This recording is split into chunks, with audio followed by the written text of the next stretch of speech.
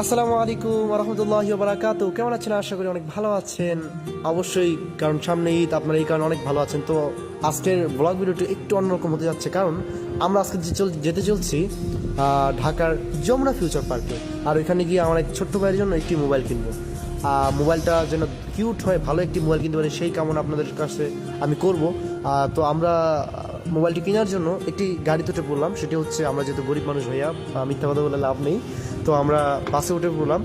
দেন হচ্ছে আমরা কিছুক্ষণ জার্নির পরে, যেহেতু আজকে বৃষ্টি বাদল, বাসটা একটু স্লোই চলতেছিল, তো দেখাতে পারছি, আমি এই জন্য খুশি।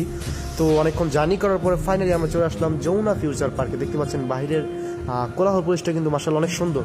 তো ফাইনালি গাইস, আমরা ফাইনালি দোকানের সামনে চলে আসলাম। কিভাবে আমরা মোবাইল কিনলাম সেই ভিডিওটা পাওয়ার জন্য অবশ্যই আমাকে ফলো, একটা লাইক, কমেন্ট, সাবস্ক্রাইব করে দিবেন। আর পরবর্তী সেকেন্ড ভিডিওটা পাওয়ার জন্য অবশ্যই আমাকে ফলো করে দিয়ে রাখবেন।